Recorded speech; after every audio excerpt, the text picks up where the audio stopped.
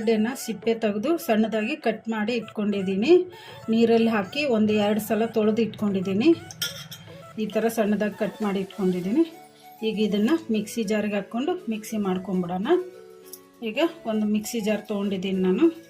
ಈಗ ಈ ಸಣ್ಣದಾಗಿ ಕಟ್ ಮಾಡಿ ಇಟ್ಕೊಂಡಿದ್ದೀನಲ್ಲ ಆಲೂಗಡ್ಡೆಯನ್ನು, ಇವನ್ನ ಮಿಕ್ಸಿಗೆ ಹಾಕ್ಕೊಂಬಿಡೋಣ. ಈಗ ಇದನ್ನು ಪೇಸ್ಟ್ ಥರ ಮಾಡ್ಕೊಂಬಿಡೋಣ.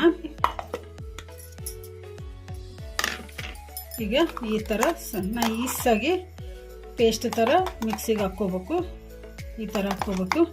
ಇದಕ್ಕೆ ಬೇಕಂದ್ರೆ ಒಂಚೂರು ನೀರು ಹಾಕಿ ಮಿಕ್ಸಿ ಮಾಡ್ಕೋಬೋದು, ಇಲ್ಲಾಂದರೆ ನಾನಂತೂ ಈಗ ನೀರು ಹಾಕಿಲ್ಲ.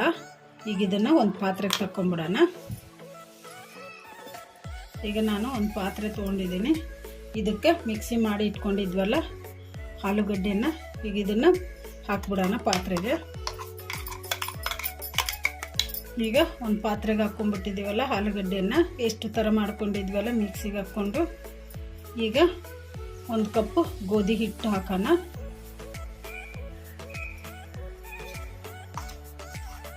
ಈಗ ಸಣ್ಣದಾಗಿ ಕಟ್ ಮಾಡಿ ಇಟ್ಕೊಂಡಿದ್ದೆ ಉಳ್ಳಾಗಡ್ಡಿನ, ಇದನ್ನು ಹಾಕೋಣ. ಒಂದು ಮೀಡಿಯಮ್ ಸೈಜ್ ಉಳ್ಳಾಗಡ್ಡಿ ತೊಗೊಂಡಿದ್ದೆ ನಾನು, ಇದನ್ನು ಹಾಕೋಣ. ಈಗ ಸಣ್ಣದಾಗಿ ಕಟ್ ಮಾಡಿ ಇಟ್ಕೊಂಡಿದ್ದೆ ಹಸಿಮೆಣಸಿನ್ಕಾಯಿ, ಒಂದು 3 ಹಸಿಮೆಣಸಿನ್ಕಾಯಿ, ಇದನ್ನು ಹಾಕೋಣ. ಒಂದು ಸ್ವಲ್ಪ ಅಲ್ಲ ಸಣ್ಣದಾಗಿ ಕಟ್ ಮಾಡಿ ಇಟ್ಕೊಂಡಿದ್ದೆ, ಇದನ್ನು ಹಾಕೋಣ. ಈಗ ಸಣ್ಣದಾಗಿ ಕಟ್ ಮಾಡಿ ಇಟ್ಕೊಂಡಿದ್ದೆ ಕರಿಬೇವು, ಇದನ್ನು ಹಾಕೋಣ. ಈಗ ಸಣ್ಣದಾಗಿ ಕಟ್ ಮಾಡಿ ಇಟ್ಕೊಂಡಿದ್ದೆ ಕೊತ್ತಂಬರಿ, ಇದನ್ನು ಹಾಕೋಣ. ಈಗ 1 ಸ್ಪೂನು ಜೀರಿಗೆ ಹಾಕೋಣ. 1 ಸ್ಪೂನು ಧನಿಯಾ ಪೌಡ್ರ್ ಹಾಕೋಣ. 1 ಸ್ಪೂನು ಗರಂ ಮಸಾಲ ಹಾಕೋಣ. 1-2 ಕ್ಯಾರೆಟ್ ಸಣ್ಣದಾಗಿ ತುರಿದು ಇಟ್ಕೊಂಡಿದ್ದೆ, ಇದನ್ನು ಹಾಕೋಣ. ರುಚಿಗೆ ಬೇಕಾದಷ್ಟು ಉಪ್ಪು ಹಾಕೋಣ. ಈಗ 1 ಕಪ್ಪು ಮೊಸರು ತೊಗೊಂಡಿನಿ, ಇದನ್ನು ಹಾಕೋಣ. ಈಗ ಇದನ್ನು ಕಲಿಸ್ಕೊಂಬಿಡೋಣ ಚೆನ್ನಾಗಿ.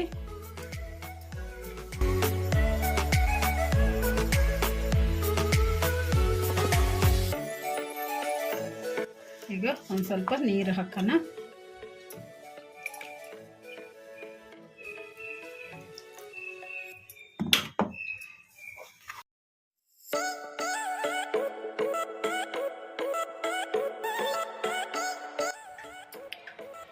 ಈ ಥರ ಕಲಸಿಟ್ಕೊಂಡ್ಬಿಡ್ಬೇಕು. ಇಷ್ಟು ಮಂದಕ್ಕೆ ಇರಬೇಕು, ಭಾಳ ತಳ್ಳಗೂ ಇರಬಾರ್ದು, ಭಾಳ ಮಂದಕ್ಕೂ ಇರಬಾರ್ದು, ಮೀಡಿಯಮಲ್ಲಿ ಇರಬೇಕು. ಈ ಥರ ಇದ್ದರೆ ಸಾಕು. ಸ್ವಲ್ಪ ಸ್ವಲ್ಪ ನೀರು ಹಾಕಿ ಕಲಸಿಟ್ಕೊಂಡ್ಬಿಟ್ಟಿನಿ ಈ ಥರ. ಈಗ ಇದನ್ನು ಒಂದು ತಟ್ಟೆ ಮುಚ್ಚಿ ಒಂದು 10 ನಿಮಿಷ ಹಾಗೆ ಬಿಟ್ಬಿಡೋಣ. ಈಗ ಒಂದು 10 ನಿಮಿಷ ತಟ್ಟೆ ಮುಚ್ಚಿ ಇಟ್ಬಿಡೋಣ. ಈಗ 10 ನಿಮಿಷ ಆಗಿದೆ. ಈಗ ತಟ್ಟೆ ತೆಗೆದು ನೋಡೋಣ. ಈಗ ಇದನ್ನು ಚೆನ್ನಾಗಿ ಕಲಸ್ಕೊಂಡ್ಬಿಡೋಣ.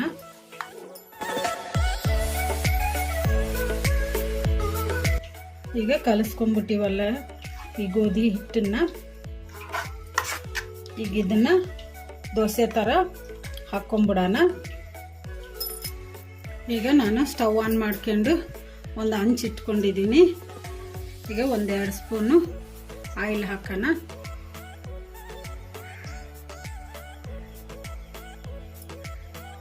ಈಗ ಇದನ್ನು ಈ ಥರ ಸ್ಪ್ರೆಡ್ ಮಾಡ್ಕೊಂಬಿಡೋಣ.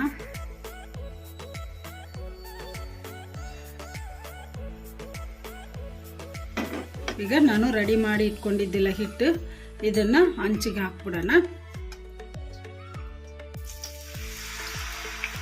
ಈ ಥರ ದೋಸೆ ಥರ ಹಾಕ್ಬಿಡೋಣ.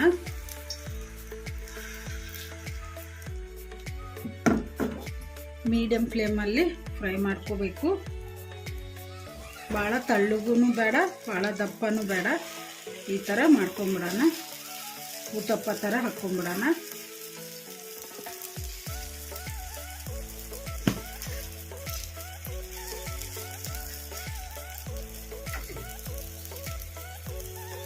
ಇಲ್ಲ ಒಂದು ಸ್ವಲ್ಪ ಎಣ್ಣೆ ಹಾಕೋಣ. ಈಗ ಇದನ್ನು ಟರ್ನ್ ಮಾಡ್ಕೊಂಬಿಡೋಣ.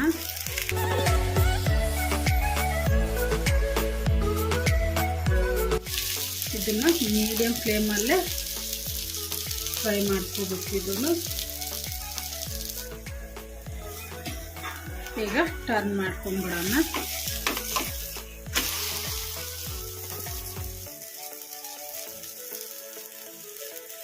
ಈಗ ಎರಡೂ ಕಡೆಗೂ ಚೆನ್ನಾಗಿ ಬೆನ್ಸ್ಕೊಂಡ್ಬಿಟ್ಟಿದ್ದೀವಲ್ಲ, ಈಗ ಇನ್ನೊಂದು ಸಲ ಟರ್ನ್ ಮಾಡೋಣ. ಇದು ಈಗ ರೆಡಿಯಾಗಿದೆ. ಇದನ್ನು ಒಂದು ಪ್ಲೇಟಿಗೆ ತಕ್ಕೊಂಡ್ಬಿಡೋಣ.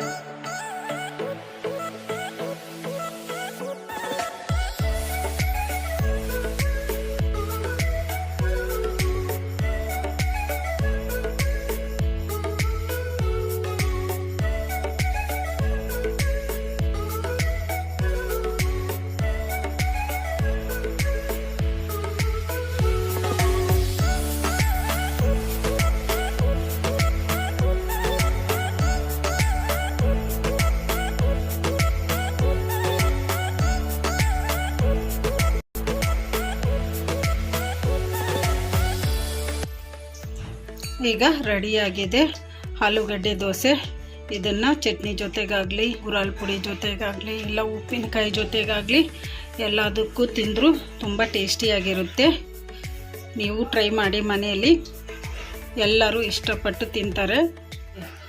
ದಿಢೀರ್ ಅಂತ ಬೇಕು ಅಂದಾಗ ದೋಸೆನ ಈ ಥರ ಮಾಡಿಕೊಂಡು ತಿನ್ಬೋದು. ತುಂಬ ಟೇಸ್ಟಿಯಾಗಿ ಇರುತ್ತವೆ, ಹೆಲ್ದಿಯಾಗಿ ಇರುತ್ತೆ. ಯಾಕೆಂದರೆ ವೆಜಿಟೇಬಲ್ಸ್ ಎಲ್ಲ ಹಾಕಿದ್ದೀವಲ್ಲ, ಅದಕ್ಕೆ ತುಂಬ ಟೇಸ್ಟಿನೂ ಮತ್ತು ಹೆಲ್ದಿನೂ. ಟ್ರೈ ಮಾಡಿ ನೀವು. ಈ ವಿಡಿಯೋ ನಿಮಗೆ ಇಷ್ಟ ಆದರೆ ನನ್ನ ಚಾನಲನ್ನು ಸಬ್ಸ್ಕ್ರೈಬ್ ಮಾಡಿ, ಲೈಕ್ ಮಾಡಿ, ಶೇರ್ ಮಾಡಿ, ಕಮೆಂಟ್ ಮಾಡಿ. ಸಬ್ಸ್ಕ್ರೈಬ್ ಬಟನ್ ಪಕ್ಕ ಬೆಲ್ ಬಟನ್ ಇರುತ್ತೆ, ಅದನ್ನು ಪ್ರೆಸ್ ಮಾಡಿ. ನಾನು ಯಾವುದೇ ಒಂದು ಹೊಸ ವಿಡಿಯೋ ಮಾಡಿದರೂ ನಿಮಗೆ ನೋಟಿಫಿಕೇಷನ್ ಬರುತ್ತೆ. Thank you for watching.